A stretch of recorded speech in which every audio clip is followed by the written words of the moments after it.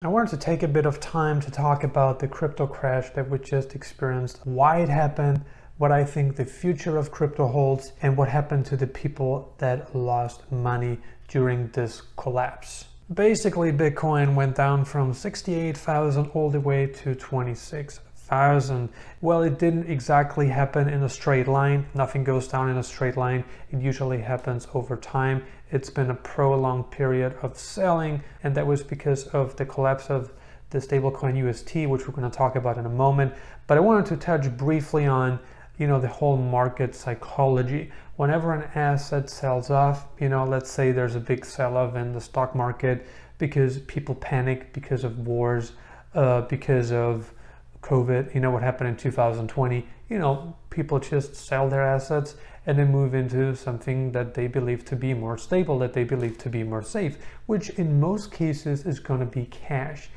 People move into safe haven assets. It's cash, it's precious metals, gold and silver. That's why we saw this huge rally, right after Putin announced that they're going to invade Ukraine, and then there was this massive gold rally. It obviously cooled down, but there was this massive gold rally, which lasted for several days, and gold shot up like it never did over the past years. So people really sold their stocks because they anticipated that this war wasn't going to be good for the economy, and they're certainly right about that in many regards. There's going to be shortages, trade issues, trade wars, and certainly that's what we have seen over the past 2.5 months right now. And things haven't really changed and things haven't really improved either. But we can see that, people sell an asset and they move into something that they believe to be more stable, more certain for this particular time. So people liquidate stocks, they liquidate crypto.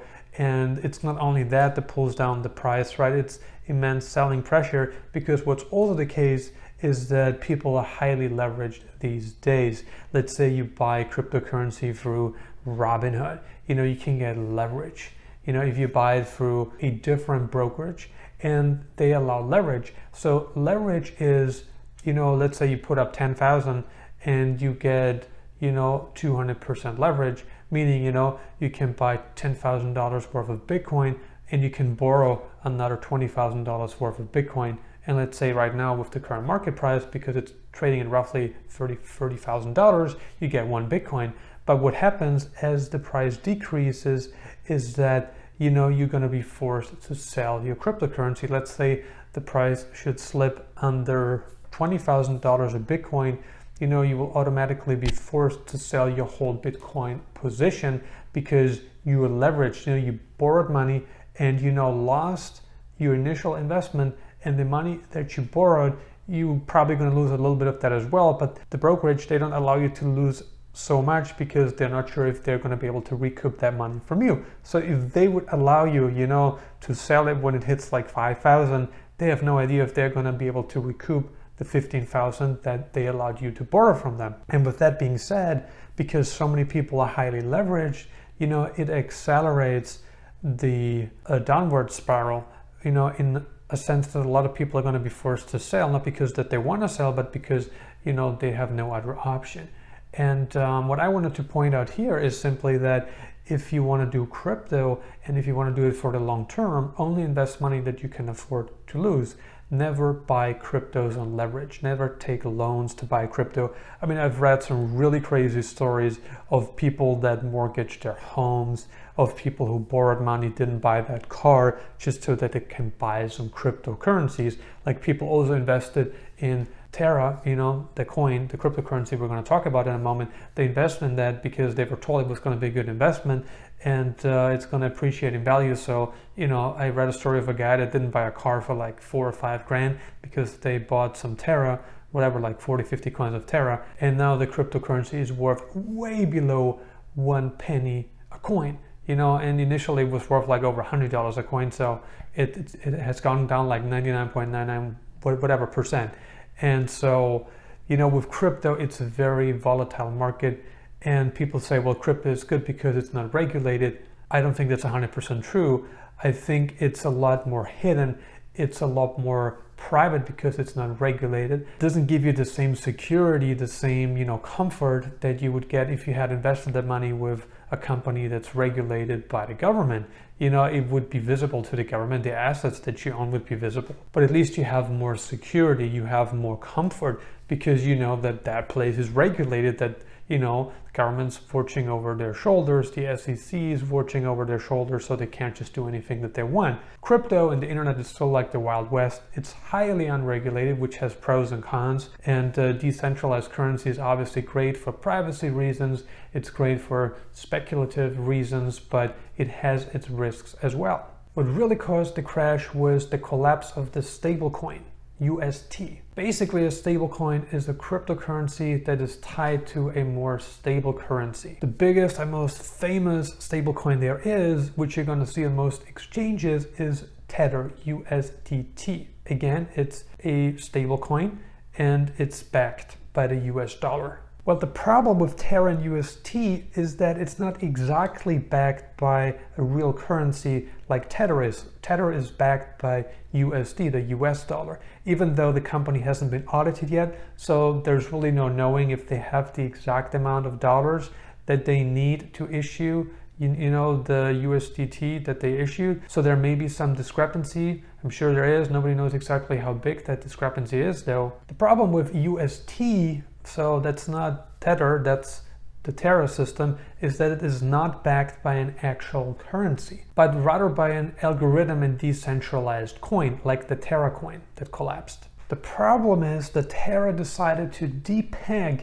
the UST token, and that led to the crash that we witnessed just a week ago. The real problem with everything that happened is that a lot of people are not going to be trusting in crypto anymore. And why do you think that is? Well, it is because so many people were holding the stablecoin token, UST, which is now worth only about 19 or 20 cents, I believe. And the problem is that people were holding this coin UST because they thought it offers more of a safe haven than even Bitcoin does. The whole point of holding something like Tether, UST, USDT, whatever stablecoin it is for people to have a safe haven to go to in the event that there is a market crash like the one that we saw. But the problem is that since Terra, is actually not tied to a real stablecoin like USDT is, or that USDT is supposed to be, which we also don't know with 100% certainty. And now the problem that we're seeing is simply that USDT has, caused so much trouble. People lost billions of dollars, and, it's just not really a good image for crypto. And chances are a lot of people are not going to trust in crypto anymore, because if they cannot trust in stablecoins, then where else can they go? Which leads to the next question. Why don't people just go to a network, go to an exchange where they know that their money is always going to be available in real fiat currency? And such exchanges do exist. If you take a look at Robinhood, Robinhood is such an exchange. Why? Because it's highly regulated. It's regulated by the US government, but it's just an example, right? So if you're with Robinhood and you have, cryptos, you have Bitcoin, you have XRP, you can convert that money right away. You can sell it at market price.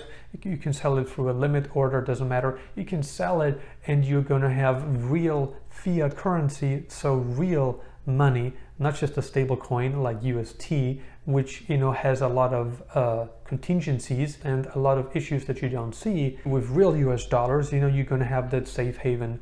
If you are with an exchange like Robinhood. Bitstamp is another exchange where you just have that. It's regulated in the EU, and if you're with Bitstamp, anytime you can sell, again, you can place a market order, a limit order, you can sell your cryptocurrencies, and you're going to have instant access to real fiat currency, US dollars, euros, pounds, depending on what account you have, depending on what currency you want to exchange, but you have that flexibility. So I think a lot of the, smaller, I wouldn't just say smaller exchanges, because they're certainly not small. Not all of them are small. Some of them are pretty big, actually.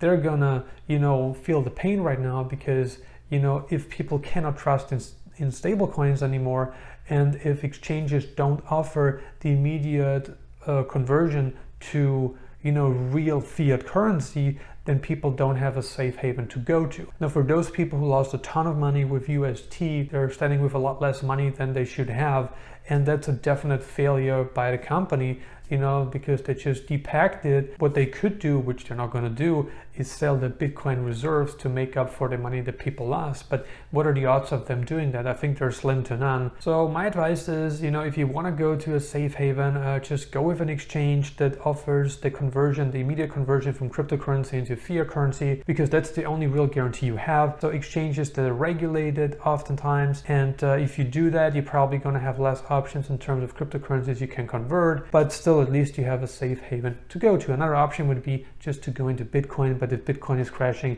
it could go down as much as 20-30% in a single day. So it's not really a safe haven. Fiat currency is a safe haven. But if you don't have that and you want to stay with the exchanges that are just not so regulated, that don't have the conversion to fiat currency, you know, you want to have maybe less money, only have money that you can afford to lose, and have the rest of the money, you know, with an exchange where you know you're going to be safe. What are your thoughts on this subject? Leave a comment below and let us know. Subscribe now and turn on alerts to never miss any of my future nomadism, dating, and business advice videos. I highly recommend that you grab a free copy of my latest ebook, The Nomad Elite Income Booster, your go-to guide for creating passive income streams using the internet. All you need to do is click on the link below the video. And if you got some more time left, check out these videos. Thank you for watching.